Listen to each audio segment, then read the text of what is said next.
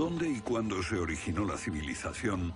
Los expertos han elaborado muchas teorías, pero a veces las evidencias contradicen por completo todas las hipótesis.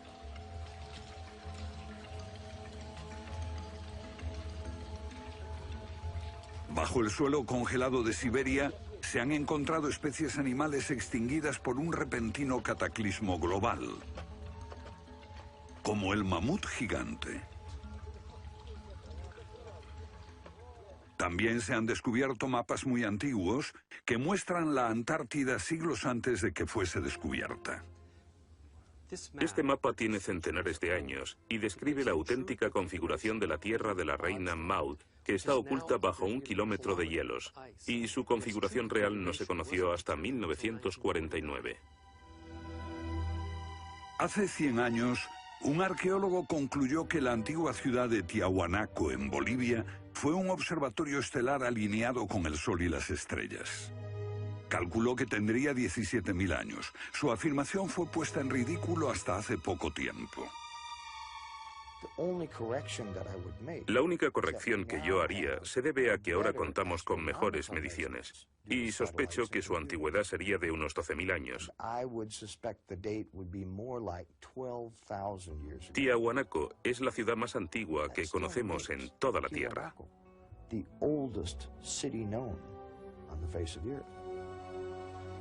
Los geólogos han descubierto que la gran esfinge de Gizeh en Egipto ha resistido siglos de lluvias incesantes, pero estas lluvias solo pueden haber tenido lugar miles de años antes de los faraones. ¿Fue construida la esfinge antes de los comienzos de la civilización? Lo que se pone en cuestión es la historia completa de la civilización. Puede que no haya ido en línea recta desde los estúpidos cavernícolas hasta los hombres tan listos de hoy con sus bombas atómicas. A veces, las pruebas que se hallan rompen todas las reglas. En este documental entrevistaremos a personas que están juzgando meticulosamente esas evidencias y elaboran nuevas teorías que pueden cambiar nuestra idea de la civilización humana. Esta enorme cara fue tallada por los antiguos olmecas de México.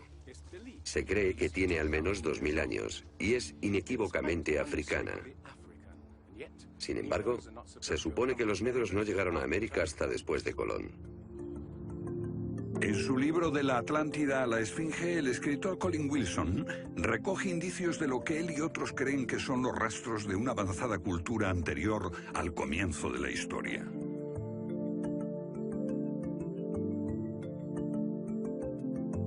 El filósofo griego Platón describió de manera precisa dicha civilización que, según le dijeron los sacerdotes egipcios, surcaban los mares miles de años antes, hasta que fue destruida por un terrible cataclismo. Platón la llamó Atlántida.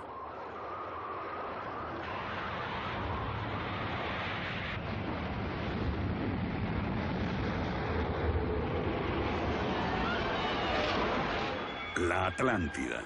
Un terrible cataclismo. Sabemos de una catástrofe así por otro mito, el diluvio bíblico, Noé y su arca, un mito igualmente despreciado por los científicos.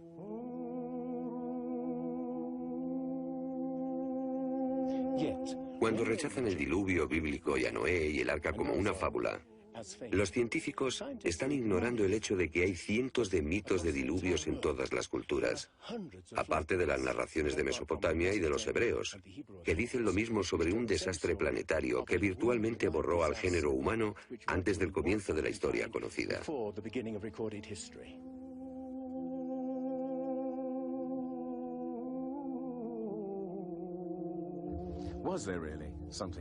¿Hubo realmente algo parecido a un diluvio?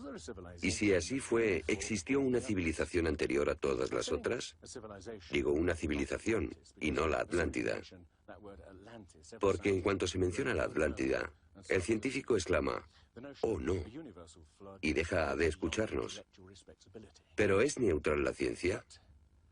¿Lo es realmente cuando afirma «limítese a los hechos como punto de partida»? La ciencia ha tendido a centrarse más en teorías que en hechos. Una teoría surge para explicar unos hechos, pero otros se dejan de lado. Nuevas evidencias pueden cuestionar la teoría, pero con frecuencia también son ignoradas. Llamamos a estos hechos anomalías. Son evidencias que no encajan en la teoría.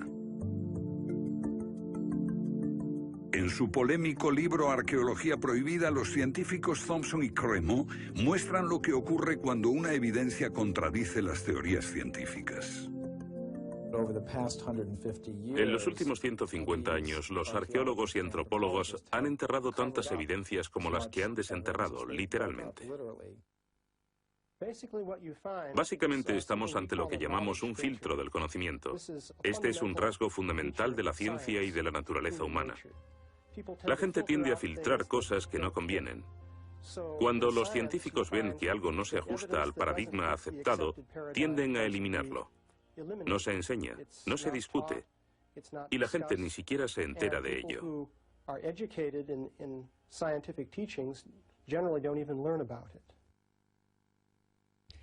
Lo que estamos diciendo, por ejemplo, sucedió en Iatliclo, México, en 1996. Cuando la arqueóloga Janestine McIntyre amenazó con echar abajo la teoría convencional de que el ser humano es relativamente nuevo en la Tierra, que llegó a Siberia hace unos 30.000 años y en América hace unos 20.000 años. En México, la arqueóloga Stine McIntyre descubrió herramientas de piedra y huesos humanos y los sometió a una batería de pruebas científicas. En 1966 pensamos que era un yacimiento antiguo y creímos que tendría unos 20.000 años. En aquella época se pensó que era demasiado tiempo. Cuando lo datamos mediante una batería de métodos supimos que tenía 250.000 años. Sinceramente yo me hubiera sentido feliz con los 250.000 años. Fui ingenuo y pensé, bien, voy a dejar de pensar en las fechas. Tenemos la información. Hemos conseguido los hechos. Tomemos estos hechos y partamos de ahí. No me di cuenta de que arruinaría mi carrera por completo. Todas sus oportunidades profesionales se frustraron. El yacimiento fue cerrado. Los permisos para investigar denegados sistemáticamente. No obstante, más de 30 años después, unos arqueólogos descubrieron en Siberia vestigios de seres humanos de 300.000 años de antigüedad. Una fecha que de repente hizo que la datación de Jan McIntyre no pareciese tan improbable después de todo. No es necesariamente una conspiración deliberada. No decimos que se trate de personas reunidas en una habitación y diciendo, vamos a engañar a la gente. Es algo que ocurre automáticamente en la comunidad científica. Cuando una evidencia difiere de la teoría predominante, no se habla de ella, no se da información. Y eso significa que la ciencia deja de progresar de la forma en que uno desearía.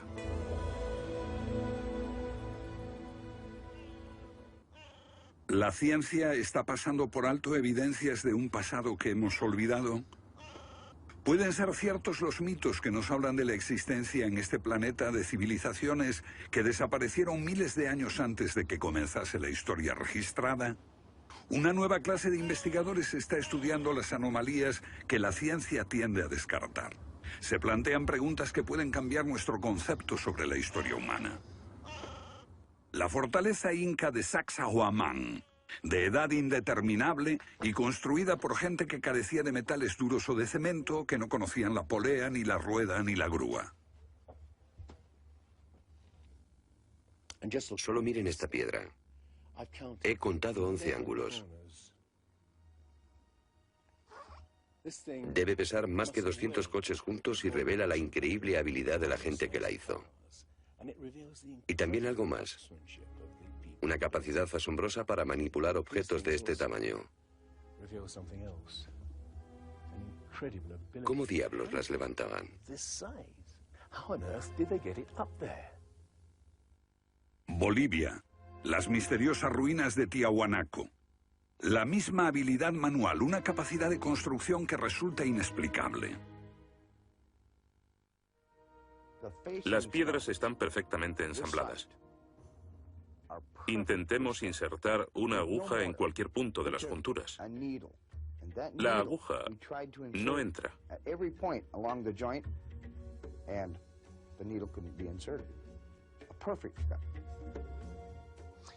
Cuando los conquistadores españoles le preguntaron a los incas si ellos habían construido Tiahuanaco, respondieron, no, no la construimos.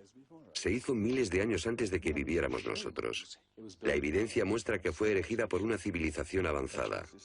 Un descubrimiento casual nos lo revela. Los bloques de construcción de Tiahuanaco no están pegados con cemento. El que separa estas piedras descubre el inesperado brillo metálico que las mantiene unidas.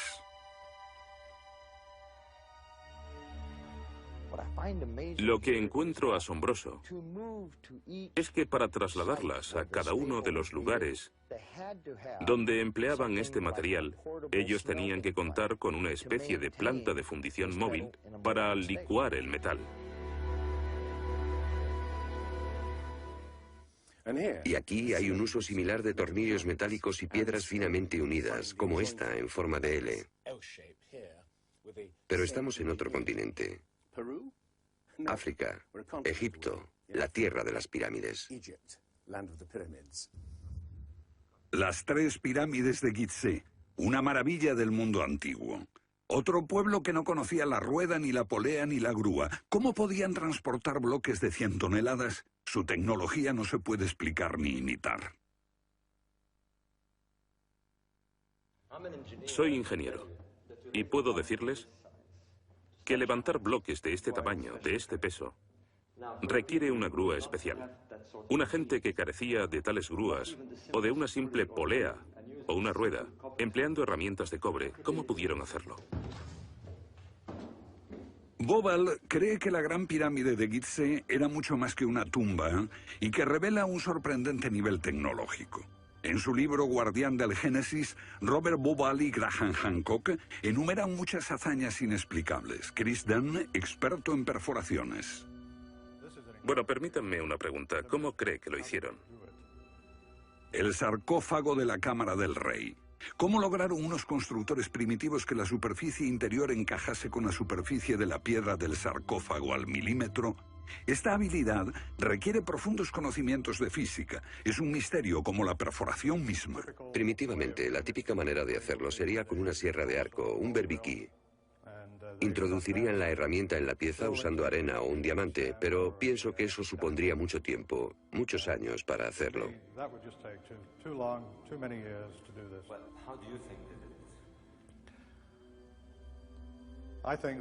Creo que debieron haber usado herramientas más potentes. Hoy, para perforar esto, tendríamos que hacerlo a una velocidad de 6-10 milímetros por revolución de taladro en el granito. Ellos lo hicieron más rápido de lo que lo haríamos nosotros. Más rápido, investigadores como Chris Dunn se preguntan acerca del propósito de emplear este raro instrumento en un friso oculto. ¿Taladros superpotentes? Esto parece una conclusión precipitada. Los indicios de un taladro de alta velocidad se erigen en otro misterio sin resolver. Ahora miren esto. La increíble precisión de la mano de obra. La total suavidad de las paredes en esta supuesta tumba para bueyes sagrados. Y que implica un alto nivel de destreza. Por supuesto, eso podría explicarse en términos de cientos de obreros puliéndolas durante 10 años seguidos. Pero, ¿si hablamos del misterio de los vasos egipcios? No como este vaso de arcilla que acabo de comprar, sino vasos hechos de alabastro, basalto e incluso diorita, que es la piedra más dura de todas.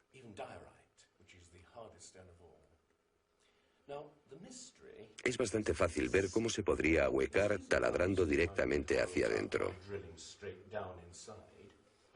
Pero, ¿qué pasa con los ángulos? La tecnología moderna es incapaz de hacerlo. Sin embargo, los antiguos egipcios moldeaban miles de piezas. Algunas de ellas 2000 años antes de la civilización que se supone surgió aquí. ¿Cómo? Otro misterio sin explicar. Inexplicable. ¿Cómo pudieron los constructores alinear sus gigantescas pirámides con los puntos cardinales tan impecablemente? En perfecta dirección este-oeste y norte-sur, con una exactitud no igualada por los modernos constructores.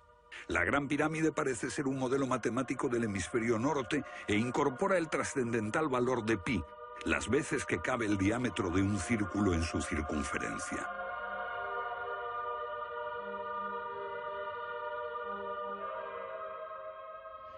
Está claro que lo que aquí tenemos es un avanzado sistema de matemáticas y tecnología, en un tiempo que no conocía su existencia.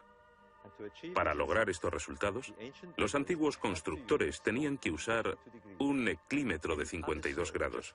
Cualquiera otro no valdría. Pero no solo los egipcios conocían el valor pi.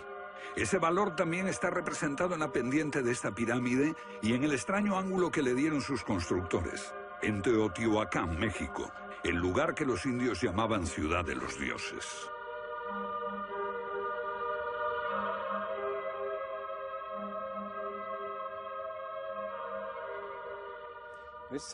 En su época, esta ciudad fue más grande que la Roma imperial. Lo que pueden ver es una serie de estanques que llenaban de agua, cuya superficie lisa reflejaba los cielos y cuyas ondas podrían servir como anuncio de terremotos. Estos templos, en el lado opuesto, se cree que representan cuerpos celestiales. Una cosa está clara: todo el lugar parece tener una especie de obsesión con la astronomía y la eternidad. En los equinoccios, el 21 de marzo y el 21 de septiembre, estas pirámides proyectan sombras gigantes, lo que las convierte en un perfecto reloj para la medición del tiempo. Como si proviniesen de una fuente común, las antiguas civilizaciones de todo el mundo exhiben un sofisticado conocimiento de los cielos que todavía nadie ha explicado. Fascinación por el sol, las estrellas. El lento e inexorable movimiento de la Tierra determina que las constelaciones parezcan viajar por los cielos nocturnos y por las épocas.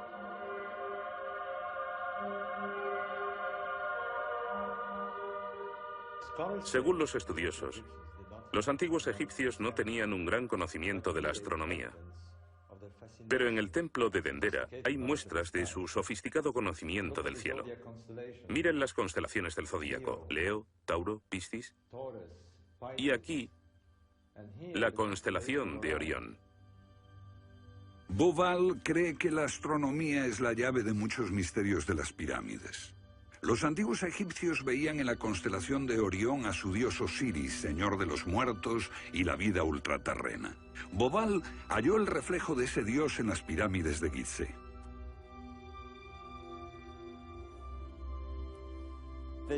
Esto es realmente un misterio. Pequeños canales de ventilación orientados hacia arriba. Para los egiptólogos no eran más que canales de ventilación, pero los astrónomos piensan distinto. Para el antiguo Egipto esto fue Rostau, la entrada al reino subterráneo, el reino del dios Osiris u Orión. Para los antiguos egipcios, Orión era Osiris, el gran dios de la resurrección. Esto es una reconstrucción del cielo en el año 2500 a.C., y fue sorprendente descubrirlo. Los canales apuntan a Orión y a la estrella Sirio, que era Isis, la esposa de Osiris. En textos antiguos, Bauval descubrió que deben de haberle servido una ceremonia secreta para la resurrección de los faraones muertos, que renacían como estrellas en la constelación de Orión. Uno de esos textos dice: «Oh rey, permite que atraviese el serpenteante canal, la Vía Láctea, hasta el punto donde está Orión». Bauval cree que Osiris tenía tal importancia que los constructores emplazaron las tres pirámides de Gizeh para que fueran un reflejo terrestre de las tres estrellas del cinturón de Orión. Esa correlación fue solo el comienzo. Bauval descubrió que los antiguos habían dado nombre de estrellas a otras dos pirámides próximas. Esto le hizo entrever un plan más amplio y quedó perplejo. La constelación de Orión, el dios Osiris, estaba en el cielo y en la tierra.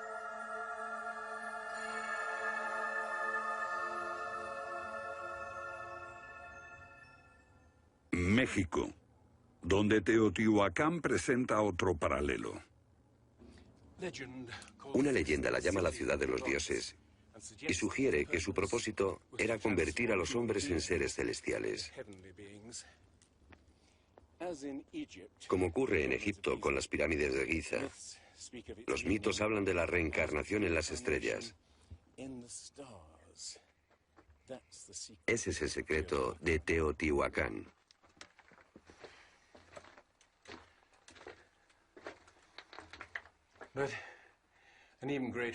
Pero esta pirámide presenta otro enigma mayor. Cuando se excavó por primera vez en 1906, se halló una enorme capa de mica. Ahora sabemos que la mica se usa como aislamiento eléctrico. No tenemos idea de para qué la utilizaban ellos. Lo que resulta aún más extraño es que la mica procede de Brasil. Imaginemos el problema de trasladar toda esta mica a más de 2.000 kilómetros de distancia. ¿Cómo? ¿Con qué finalidad? No tenemos ni idea. Tiahuanaco, Bolivia. Otra cultura perdida revela la misma fascinación por el sol y las estrellas. Hace 100 años, el arqueólogo boliviano Poznański observó que en el primer día de primavera el sol salía exactamente por el centro del templo. Fue el inicio de un gran descubrimiento. Poznański descubrió que este templo era un observatorio, un gran reloj para medir la progresión del sol. Y podemos utilizar ese alineamiento astronómico para datar el lugar. Durante el año el sol sale cada día por un punto diferente del horizonte. El primer día de primavera un observador vería salir el sol exactamente en el centro. Estudiando el esquema de Poznański, dedujimos que en los primeros días de invierno o de verano el sol saldría por encima de las piedras angulares. Pero no fue así. Los arqueólogos actuales dicen que los constructores cometieron un error de cálculo. Después de observar la perfección con la que se construyó este sitio, con piedras de 100 toneladas, sugerir que los marcadores del solsticio están mal alineados me parece increíble. Neil Stide hizo una completa verificación de los cálculos de Poznański. Midiendo el ángulo de las piedras angulares y comparándolo con las posiciones actuales de salida del sol, Poznański calculó que Tiahuanaco fue construida hace 17.000 años. En ese tiempo, la inclinación del eje de la Tierra era ligeramente distinta de lo que es hoy en día y el sol habría salido directamente encima de las piedras angulares.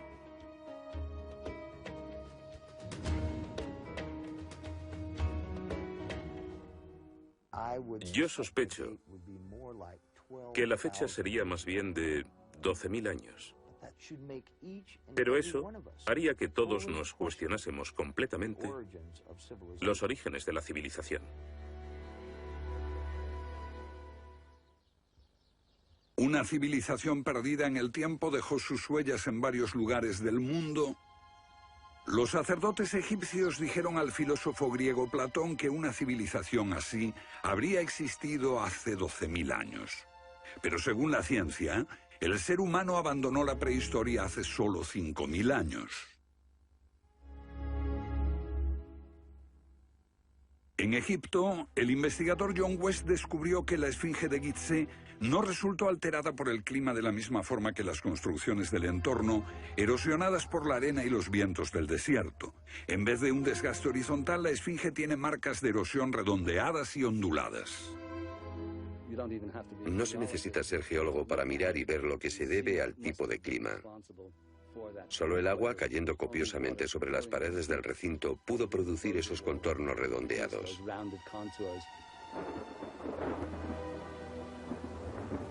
¿Agua en el desierto del Sáhara? Ciertamente no en tiempos de los faraones. Para eso hay que trasladarse a finales de la era glaciar. Unos 10.500 años antes de Cristo, miles de años antes de que existiesen los faraones. ¿Pero por qué entonces la esfinge tiene cabeza de faraón?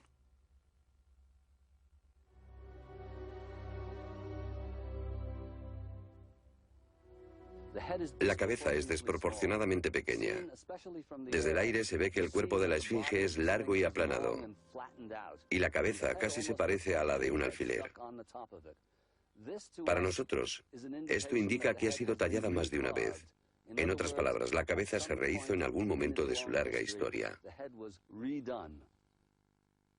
John West cree que la esfinge era originalmente un enorme león que un desconocido grupo de escultores modeló en la roca antes del 10.500 a.C. Se comenzó a erosionar cuando el final de la era glaciar alteró el clima y causó lluvias que cayeron durante siglos. Solo miles de años después un faraón habría tallado la cabeza con su propia imagen. ¿Tiene la esfinge más del doble de la antigüedad que creíamos? La teoría fue ridiculizada por los egiptólogos, pero los geólogos les respondieron que los hechos estaban allí. Más extraño aún, según Robert Bauval, la evidencia astronómica sugiere que las pirámides de Gizeh parecen revelar esa increíble antigüedad. La disposición de Gizeh coincidía misteriosamente con la posición de Orión en el año 10.500 a.C., cuando la esfinge miraba hacia Leo, su propia imagen en los cielos. La puesta de Orión en esa fecha distante se correspondía exactamente con las tres pequeñas pirámides, y existen muchos otros hechos difíciles de entender.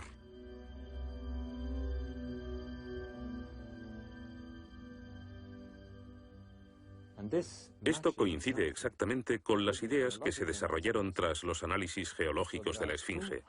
Dos ciencias sólidas indican que la esfinge podría remontarse al año 10.500 a.C.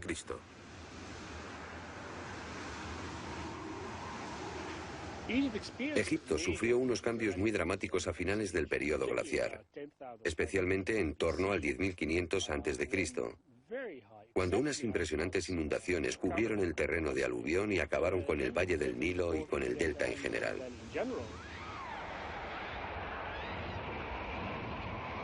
«10.500 años antes de Cristo, un periodo de inundaciones.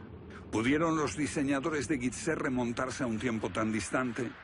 El tiempo de sus mitos dice que el dios Osiris y sus asistentes ascendieron del caos para traer los primeros frutos de la civilización. ¿De dónde vinieron?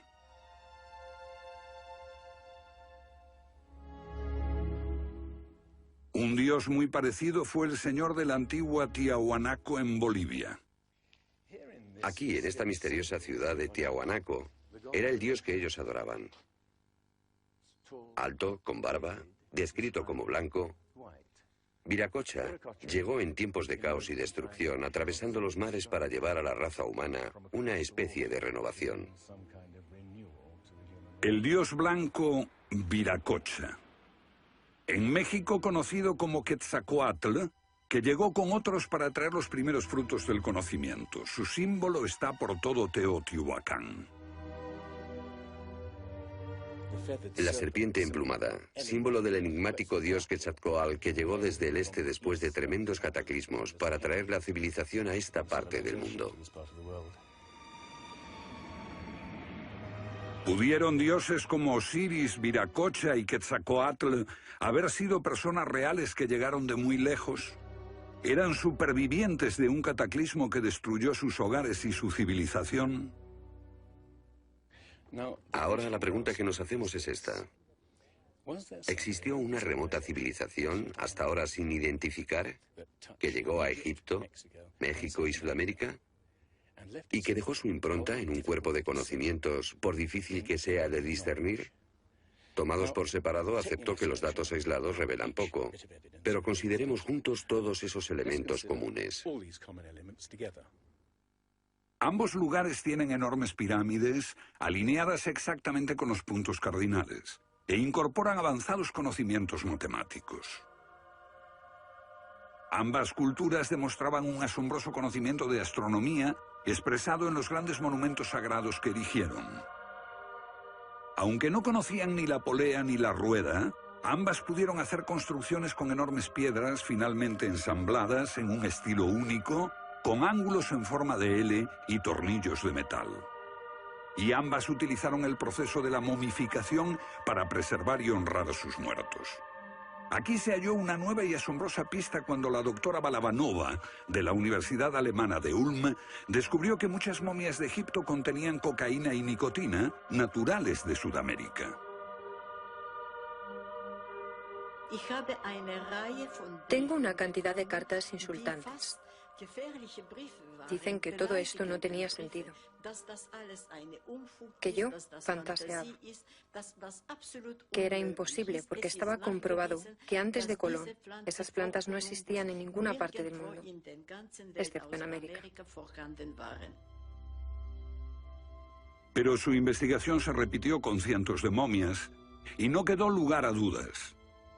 En un pasado remoto, unos navegantes atravesaron el mar e influyeron en las culturas a ambos lados del Atlántico.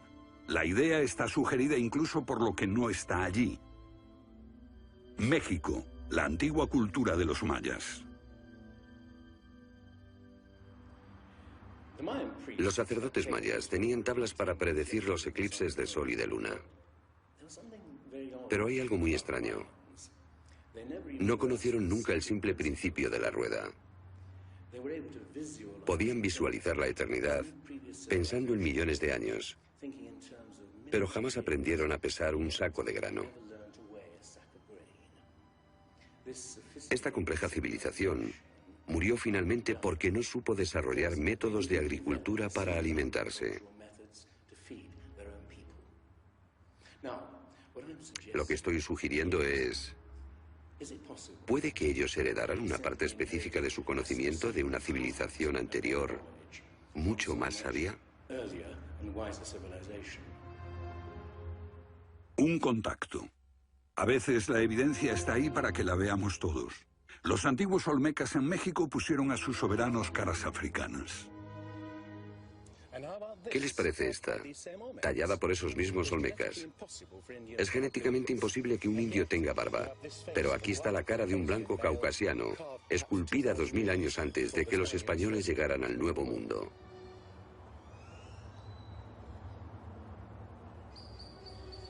Caras de africanos y de caucasianos esculpidas muchos siglos antes de Colón. ¿De dónde vinieron? ¿Cómo llegaron aquí? ¿Cómo influyeron en la más antigua cultura de América Central, en la cultura madre de México? Lo que todos los arqueólogos saben es que de pronto se materializaron alrededor del 1500 a.C. Esta gente, cuya expresión característica era la de esculpir enormes caras de piedra, cabezas de caucasianos y africanos que parecen haber salido, no se sabe de dónde.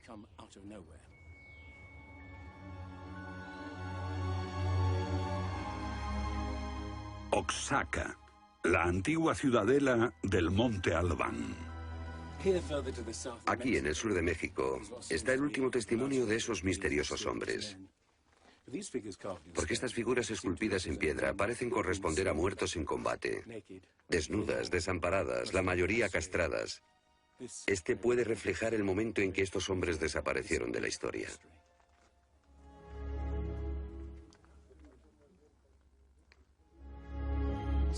Entonces, ¿hubo una compleja civilización de navegantes que cruzó el Atlántico siglos antes de Colón? Pero tenemos otra evidencia.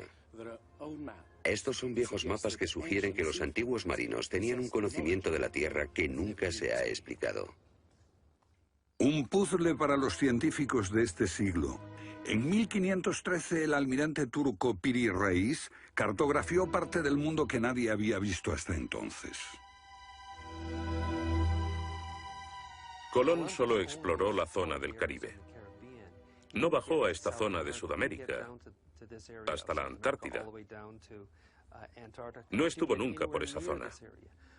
Pero estos mapas muestran todos estos detalles con gran precisión, antes de que cualquier explorador europeo llegase a esas regiones.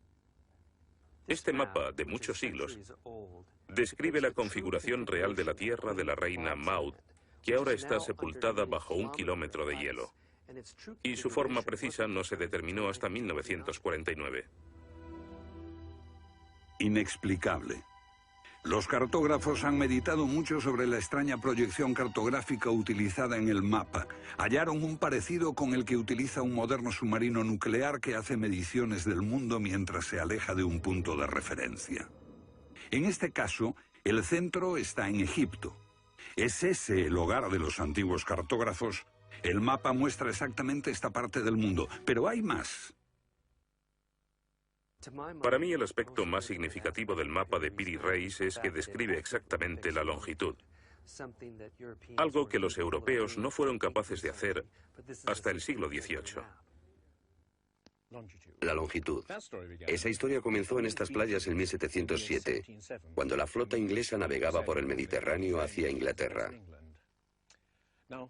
En aquellos días era bastante fácil determinar a qué distancia estaba el norte o el sur, midiendo el ángulo que el Sol y las estrellas formaban con la superficie de la Tierra. Pero no había técnicas para determinar lo lejos que estaba el este o el oeste. ¿Longitud? El almirante Sir Cloudesley Shuffle se enfureció cuando un marinero del oeste del país le dijo que estaba alejándose unas 20 millas del este y era probable que la flota naufragase en la costa.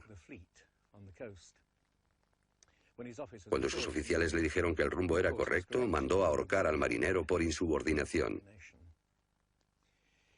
En sus últimos momentos debió haber deseado no haberlo hecho. Los barcos se habían hundido antes por millares. Pero entonces la pérdida de una flota entera promovió la búsqueda de un reloj preciso para calcular la longitud. Tuvieron que pasar 2 generaciones antes de que finalmente se consiguiese. No obstante, el mapa de Piri Reis ya mostraba un conocimiento de la longitud al menos 250 años antes. En el mapa de Piri Reis se menciona el hecho de que se trate de una recopilación de muchas otras cartografías. Son copias de copias de copias. La mayoría de quienes los han estudiado creen que esos mapas proceden de los tiempos de Alejandro Magno, pero son incluso mucho más antiguos. Mapas del mundo confeccionados antes de que supiésemos navegar por los océanos. Técnicas de construcción inexplicables, un complejo conocimiento de las matemáticas y la astronomía.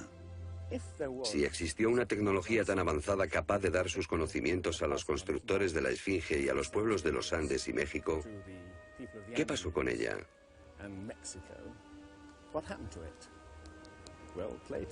Platón dice que existió esa civilización avanzada tecnológicamente y capaz de surcar los océanos del mundo, la Atlántida, situada en una enorme isla-continente. Rechazando una civilización perdida, la ciencia niega también la idea de una catástrofe global que la destruyó. Pero Platón y la Biblia no son las únicas evidencias. El Popol Vuh, libro sagrado de los mayas, habla de enormes marejadas e inundaciones que azotaron el mundo durante meses. Una lluvia fría y negra indescriptible y granizo. Los antiguos hablaban de tiempos de caos, de inundaciones y oscuridad de los cuales emergieron los dioses para dar forma a la tierra de Egipto.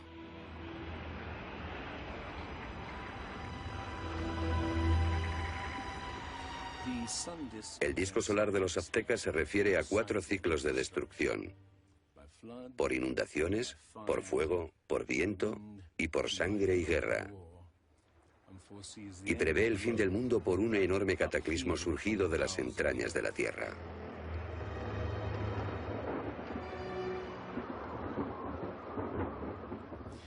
Otros mitos de la América antigua hablan de inundaciones apocalípticas y torrentes de fuego, de erupciones volcánicas y terremotos. Un pasado que no podemos recordar ni olvidar.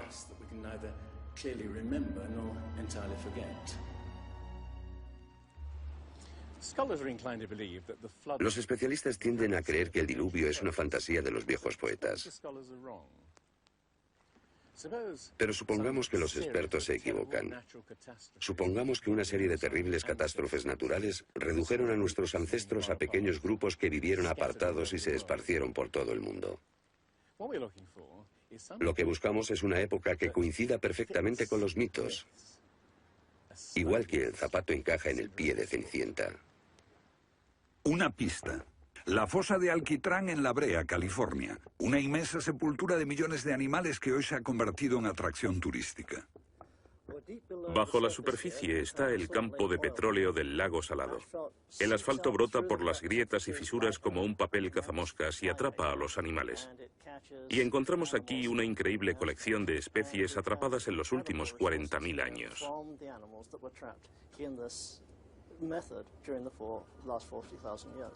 Esta fosa de Alquitrán puede leerse como un libro de tiempos remotos, cuando abundaban los animales y nosotros no los considerábamos como originarios de América. Mamuts, elefantes, rinocerontes, perezosos gigantes, tigres sable, incluso caballos y camellos. Después Una tremenda catástrofe los barrió, al parecer, en unas pocas décadas, en torno al 10.500 a.C., hace más de 12.000 años. Todos los grandes animales, cualquier animal más grande que un coyote, se extinguieron en pocas décadas. Sí, fue sin duda una gran catástrofe.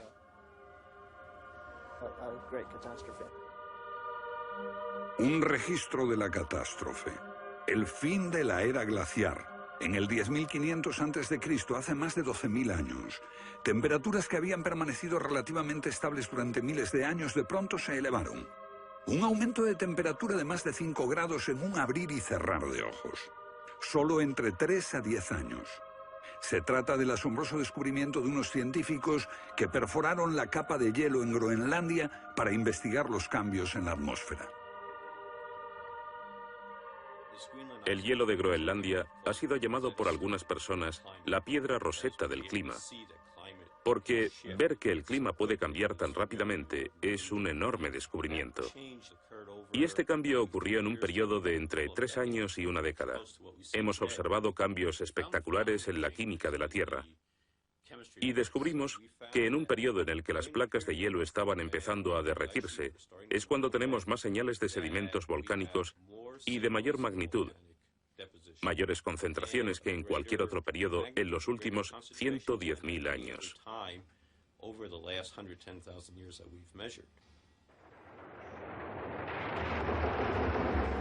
Un surgimiento de volcanes nunca visto, acompañado por desórdenes atmosféricos y gigantescas inundaciones. Porque mientras las placas de hielo de más de 1 kilómetro de espesor se derretían en pocos años, el nivel de los mares aumentaba dramáticamente. De repente, los mares ocuparon lo que había sido suelo seco. Se podía caminar desde Gran Bretaña a Escandinavia antes de que una revolución climática diese forma al Mar del Norte. Fue un periodo en que las grandes inundaciones cubrieron las llanuras de América del Norte, y por eso es que se encuentran esqueletos de ballenas en Michigan. Un tiempo de cataclismos a finales de la era glaciar, que puede coincidir con los mitos. Solo en el Nuevo Mundo se extinguieron alrededor de 70 especies de grandes animales. Mamuts, perezosos gigantes, camellos, caballos. Permítanme ponerlo en perspectiva. En los anteriores 200.000 años se había extinguido menos de 1/3 de esa cantidad. Y este modelo extraordinario de extinción se repitió en Europa y Asia. En las capas subterráneas de hielo de Siberia y Alaska se descubrió una masa enmarañada de huesos de millones de animales que perecieron en un cataclismo. El mamut gigante no murió a manos de los cazadores. Desapareció por una catástrofe natural. A finales del siglo XIX, unos cazadores encontraron por casualidad el cuerpo de un enorme animal congelado. Después de ser desenterrado y transportado, se encontró que en el estómago tenía plantas pertenecientes a un clima templado y aún sin digerir.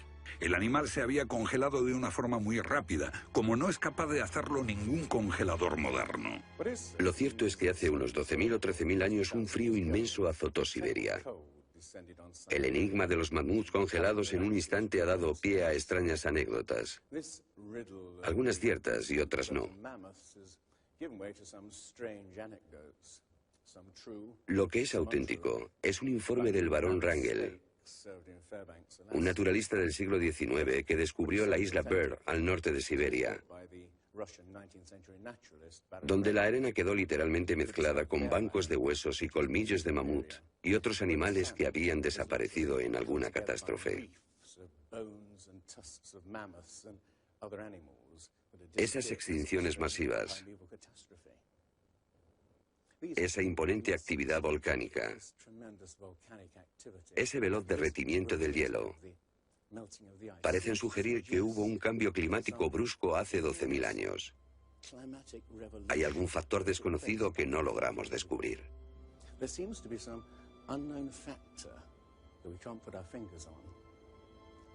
El fin de la era glaciar.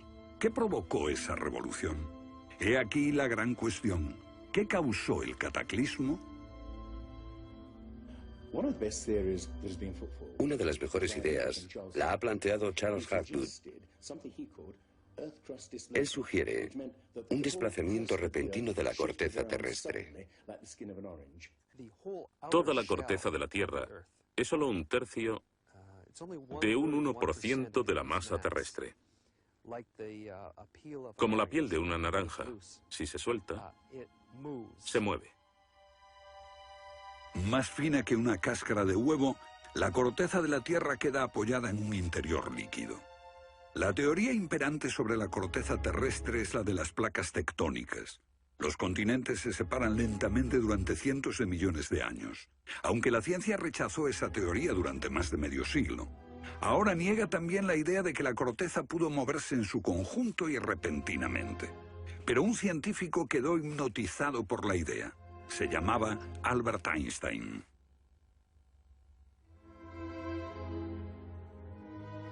Esto es un resumen de lo que dijo. Cuando me encontré con el trabajo de Hapgood, quedé conmocionado. Se trataba de una idea simple, pero que podría explicar una serie enorme de problemas. Hapgood tenía esa teoría. La cuestión era cuál fue el mecanismo que puso en movimiento el gigantesco conjunto. Y fue Einstein quien planteó una sugerencia. La enorme cantidad de hielo que rodea a los polos puede tener 3 kilómetros de espesor. Esos incontables miles de millones de toneladas de hielo, si se formaran de un modo desproporcionado, harían que toda la Tierra se sacudiese como una rueda, con un enorme peso colocado en su borde. Esta vibración bastaría para hacer que la corteza de la Tierra se moviese súbitamente. Hace 55.000 años el Polo Norte estaba cerca de Europa, pero de pronto se desplazó hacia la bahía de Hudson, en Canadá. Y en torno al año 12.500 a.C. se volvió a mover casi 2.000 millas hasta donde está actualmente. O es mejor decir que las tierras y los mares atravesaron el polo, impulsados por un repentino desplazamiento de la corteza terrestre. De ser así, esta es una de las cosas que habían ocurrido al final de la era glaciar. El desplazamiento impulsó a América fuera de la zona polar. El mar en el norte se congeló con una fina capa de solo unos metros de espesor. La inmensa vieja capa de hielo de Norteamérica, con más de 1,5 kilómetros de grosor, se derritió rápidamente en pocos años. Ahora, lo que es muy interesante de la teoría de Hapgood y Einstein es que también explica bastante bien algunos otros mitos, independientemente del diluvio. Hay mitos sobre tremendos terremotos, catástrofes volcánicas, lluvias negras cayendo del cielo, congelación repentina, congelación del suelo. Y podemos ver que un ejemplo de esto es precisamente lo que pudo pasar si la corteza terrestre se desplazó. Con bastante rapidez, las áreas que antes habían estado congeladas pasarían a ser zonas cálidas, y así se explicarían hechos como el rápido congelamiento de los mamuts en Siberia. Si el desplazamiento de la corteza terrestre causó el diluvio que aniquiló una civilización, ¿dónde estaba esa civilización? Algunos investigadores creen haberla hallado en la isla griega de Santorini, que fue devastada por una terrible erupción, o en la antigua Troya, o en la isla alemana de Heligoland, casi arrastrada hacia el Mar del Norte. Pero no se ha encontrado nada. Y es precisamente este problema lo que ha hecho descartar la Atlántida de Platón como una propuesta seria. Veamos. Los oceanógrafos han cartografiado los suelos oceánicos y sencillamente no hay ningún continente perdido. ¿O sí? Platón describe la Atlántida como una vasta isla-continente con montañas, situada en medio del océano. Y el océano, por supuesto, es el océano que rodea toda la Tierra. Fue más tarde que comenzamos a dividir el océano en diferentes partes, llamándolo Atlántico, Pacífico, etc. En realidad el mundo tiene un solo océano. Y los mitos de todo el mundo son muy explícitos acerca de lo que pasa. El Zen Avesta, de la literatura védica, describe que esa isla no solo se destruyó tras un diluvio, sino que está cubierta por nieve y hielo. De modo que estamos buscando una isla cubierta de nieve en medio del océano, y una gran candidata para este papel es la Antártida. Si el Polo Norte se desplazó, también debió hacerlo el Polo Sur. Flennat cree que hace 12.000 años una parte de la Antártida permanecía en zonas templadas y pudo haber albergado una civilización que desapareció cuando el continente se convirtió en el Polo Sur. Esa es la explicación que él encuentra en los mapas que muestran partes de la Antártida que están debajo del hielo. El almirante turco Piri Reis demuestra un conocimiento de la Antártida que no debería de tener. Tras examinarlos, especialistas en cartografía de la Armada y de las Fuerzas Aéreas nos dicen: hemos hecho comparaciones de picos salientes y de montañas. Hemos descubierto que coinciden de forma asombrosa.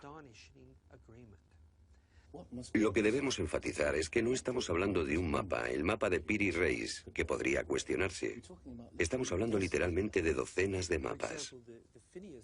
Por ejemplo, el mapa Phineus de la Antártida es sumamente preciso en cuanto a la configuración, mostrando sistemas fluviales que existieron allí, pero que no se conocían en el siglo XVI.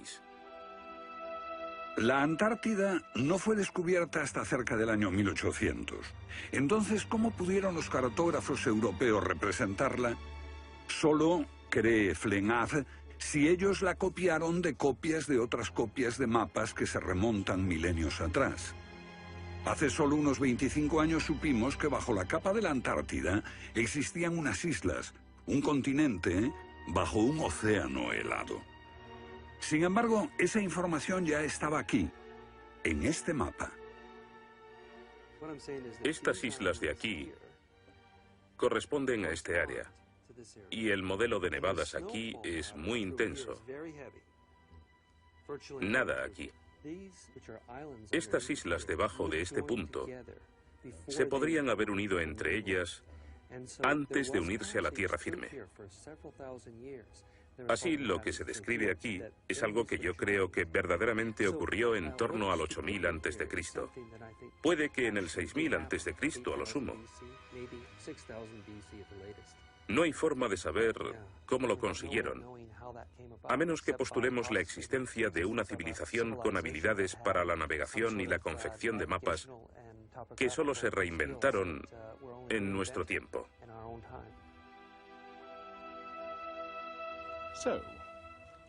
¿Fueron los comienzos de la civilización humana más remotos de lo que suponíamos? Puede que uno sienta que muchos elementos de esta hipótesis suponen conjeturas extravagantes que, vistas por separado, pueden ser todas discutibles. Pero si juntamos esas piezas, como las piezas de un puzzle, se empieza a ver que surge un modelo. Una civilización que se desvaneció y fue olvidada mucho antes de que comenzase el registro de la historia.